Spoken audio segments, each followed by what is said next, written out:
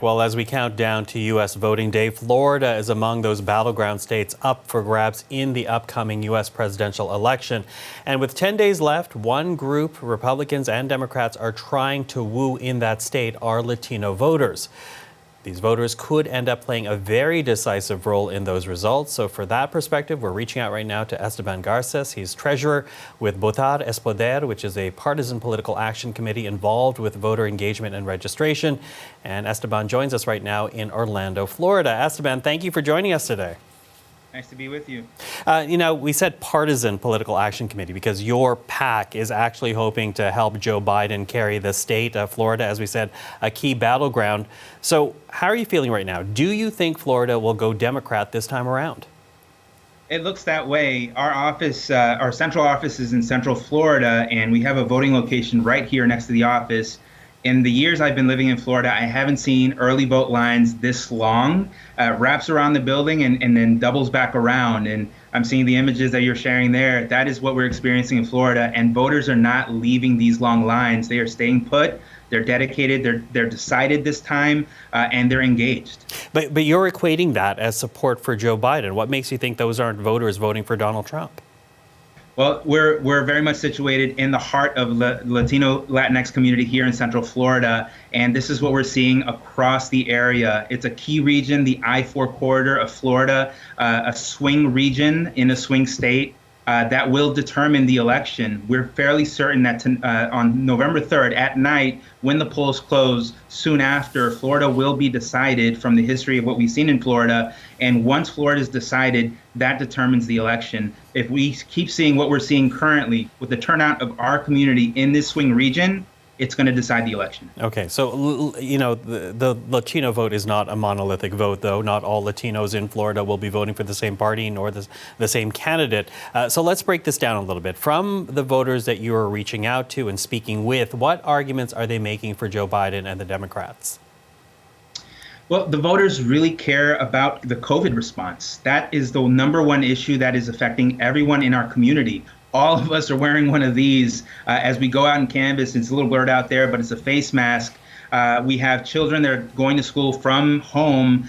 We have a lot of folks who have lost their jobs. Here in Central Florida, Disney and Universal Studios and the airport are the biggest hubs of employment. And during this pandemic, we've seen those numbers drop, those tourism numbers drop, and it's affected this region entirely. We have the pandemic that's affected our health and killed so many of our people in our community. We've been disproportionately impacted. The Black and brown communities have been disproportionately impacted in Florida, and that is driving engagement. That is being used almost as a tool for people wanting to get involved that haven't been involved previously. And it's very much an anger that's directed toward the administration in Florida, which is Republican-led, as well as Donald Trump. Okay, but still, Donald Trump enjoys a lot of support in Florida, amongst them support from the Latino communities. So what is the reasoning that you're hearing as you are trying to reach out to voters to convince them to vote for Joe Biden? What are those supporters who are going to vote for Donald Trump saying to you about their choice for a re-election in this case? Yeah, I think there's a few things that people feel impacted by, and that is driving their vote. In addition to COVID and the failed COVID response, if you'll remember, here, at least in the United States, we've had the El Paso massacre that happened a couple of years back, driven in part by a MAGA supporter that was inspired by the words of Donald Trump to murder over 20 people in El Paso, Texas, targeting the Latino community. We've had Donald Trump essentially call Puerto Ricans dirty and poor. Okay, and sorry to interrupt, Esteban, though, but there are Latinos in Florida that are supporting for Donald Trump. So what are they telling you about why they support the U.S. president in a re-election bid? I mean, it's like you said, we're not a monolith. And across the state, even in, say, Cuban or Puerto Rican or Venezuelan pockets of voters, not everyone thinks the same way. There are generational gaps as well with the folks that you're probably IDing in South Florida that maybe support Donald Trump. And it is, even in the Cuban community, the oldest generation folks that came before Fidel Castro tend to be more progressive. The youngest generation of Cuban Americans born here, raised here, also tend to be progressive. And so it is not a block of voters that is supporting Donald Trump. And the fracture that we're seeing in the support that Donald Trump used to experience, we have a lot of no party affiliation voters here in Florida. Mm-hmm. And those are the people that Donald Trump has to track over his message that it's not resonating with his community. Okay, It's except very much a that business except that message. Florida is always a tight race. And sorry for me jumping in, I'm running out of time, but Florida is always a tight race. Back in 2000, it was just 537 votes out of 6 million votes in Florida that gave George W. the Electoral College votes from your state.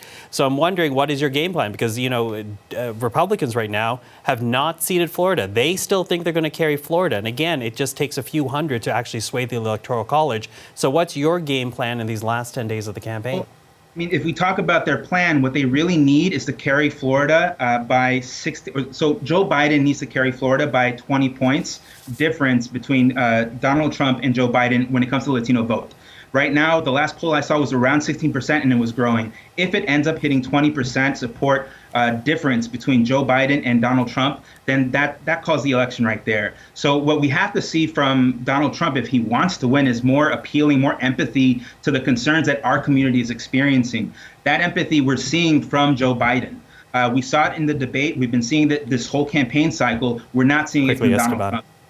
Oh, okay, thank you. And sorry we ran out of time, but so appreciate you joining us and sharing your viewpoint. Esteban Garces is with Votar es Poder, and he spoke to us in Orlando, Florida. Esteban, thank you once again.